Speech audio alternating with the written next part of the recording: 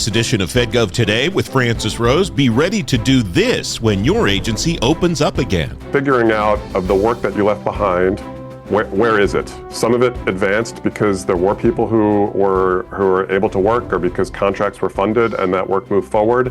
And that might not all be in sync with other areas. Former FBI CIO Gordon Bitko on FedGov Today in just a moment. First, though, on FedGov Today TV this week, you'll learn how and when you can move money around during the shutdown. Former IRS Commissioner and former OMB Controller Danny Werfel will tell you what's cool and what's not. And former DHS Chief Procurement Officer Soraya Correa explains the most important thing to tell your team during and after the shutdown. You can watch the debut of this week's show on ABC7 in Washington and on the FedGov Today YouTube channel at 10:30 Sunday morning. If you missed the debut, you can watch the show anytime at fedgovtoday.com and on YouTube.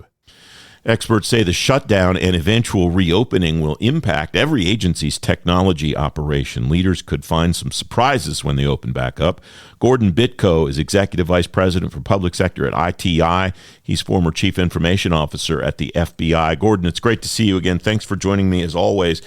What are some of the things that could be potentially problematic as the shutdown appears to be getting longer and will result in people being out of the office longer when they do finally come back to work? Gordon, welcome. Francis, great to be with you as always.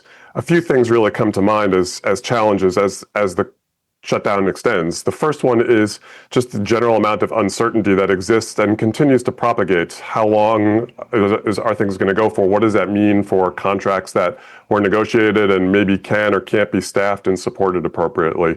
What does that mean when an agency was planning to implement new technology and was disrupted by the shutdown? What does that mean when they decided that they were going to do an organizational change or to implement some new capability? Those things, for a few days or a week, it's easy enough to manage around that. But when it gets into longer stretches, that uncertainty just makes it really hard for the agency to manage and plan around. And it makes it really hard for industry, for the companies that are supporting that, to plan around as well. And that uncertainty just is continuing to build. It strikes me that some of that uncertainty revolves around the workforces that both the government agencies and the contracting companies will be dealing with too when things start up again. I went back and looked and read some of the coverage of the 2019 shutdown, and I was struck by the number of vendors that I talked to after that shutdown that said, yeah, the contracting manager, the person that I was dealing with in the agency wasn't there anymore. They decided to move on. In an environment like we're in now, where there's a lot of churn, a lot of people retired or took the DRP and left government September 30th, right when the government shut down, I imagine that's something that the companies that you talk to will probably run into when the government reopens. They'll just won't see familiar faces that they're used to dealing with. That's right, Francis. This is unfortunately one of those situations where experience does matter to some degree. If you haven't been through a shutdown, it's stressful for the workforce, it's stressful in the agencies, it's stressful for contractors. And when you haven't had that experience and knowing how to navigate that landscape, understanding what's going to be there for you, what's not going to be there for you, that does make it a difficult environment to figure out how to get through all that uncertainty and get back to something more predictable and repeatable. And that's really important, right? The government's in the middle of a lot of long overdue transformations, things like rewriting the FAR and implementing artificial intelligence. Those things are incredibly important for the government to be efficient and effective, for them to take advantage of technologies. And introducing uncertainty into those things just makes them harder than they have to be. What are the potential ramifications of losing and trying to regain momentum on things like the FAR rewrite, like AI implementation and so on?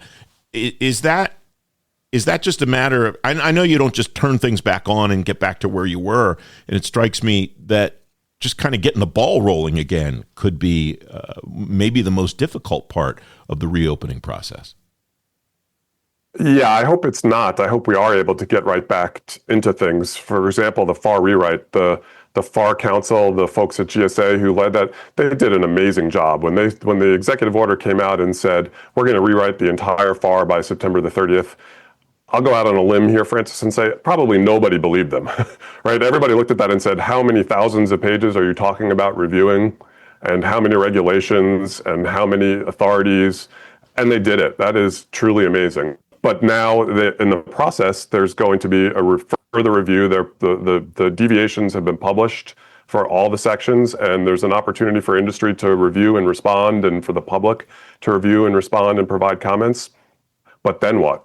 There need to be the people with the muscle memory to know how to manage all that, and so that's really important. And I hope we can pick that up right away. But I am concerned that will take some time, and we'll lose some of the really important momentum there. The FAR rewrite has been fascinating to me, which, by the way, I understand is an indicator that I've become a complete and total geek, and really am impressed by mundane things. But it strikes me that if the product that we wind up having as a result of what the administration and the FAR Council has promised, if that's what we wind up getting, this is something that we'll look back on a decade or longer into the future and go, wow, that was a really huge deal when it comes to the way that vendors and the government interact with each other. Do you think I might be overstating it a little bit, Gordon? You are not overstating it. First, welcome to the world of procurement nerds. It's a small but proud club. But I think everybody would agree across the board. This is the sort of thing that's been around for 2 generations. Everything since the initial introduction of it has been small incremental changes. Real problems are identified and addressed, but over time it's become a colossus. And to actually be able to step back and to say, we're going to take 40 plus years of work covering literally trillions of dollars in procurements for the government and rewrite the entire thing to be more in line with the needs of the government today, to be more in line with the capabilities that industry can provide today, that is incredibly important. To get out of this mindset, Francis, of, well, we've got to have all these custom, unique things for every single thing we do, and to say, no, we can actually take advantage of industry innovation and commercial capabilities is unbelievably transformative. And going back to the prior question, that's why it's so important that we don't lose that momentum. Quick sidebar, based on that statement, Gordon, are the companies that you talk to saying they're actually seeing agencies get it more interested in hearing about and then actually buying commercial solutions? Or is that still kind of at the talk/aspirational stage? The answer to that is, I think it varies. There are some agencies that are already starting to lean in, and it very much depends on particular contracting officers, because this is all new ground for so many of them, and how willing are they to take advantage of those capabilities. But we need to start. We've got these capabilities, and we need to take advantage of them. And again, some agencies are starting to do that quicker than others, and I think that's a great thing. The other thing that Francis, that factors into that is GSA trying to help lean into that by providing solutions across the government to make it easier for individual agencies to say, here's a contract, the One Gov model that will support any agency. So we don't need to wait for individual agencies to figure out exactly how to implement all this. Again, another important innovation. All right. Final thought, back to the shutdown. When you see folks going back into the offices, when this is finally over and they have to restart, what are some obstacles or maybe surprises that you think people will find when they go back to work and get started again? I think the biggest challenge will be figuring out of the work that you left behind, where is it? Some of it advanced because there were people who were able to work, or because contracts were funded and that work moved forward. And that might not all be in sync with other areas where projects came to a halt, where the staff was all furloughed, unfortunately. And so there's going to be, unfortunately, a lot of work, a lot of churn spent just realigning things. Agencies are big, complicated beasts, and to get all those pieces working together, I think that's going to be where everybody's going to find unique challenges. I think the most important thing that leaders need to do on all that is, as much as they can, be communicating that in as many different ways as they can to their workforce, to their contract support staff, to the vendors that they work with, to their leadership, about where things stand and what do they need to do to regain the momentum to move things forward.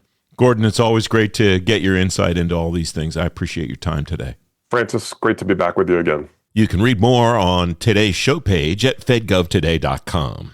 The FedGov Today podcast is back for a special Monday edition, the best commercial sectors for federal government leaders to learn from on modernization.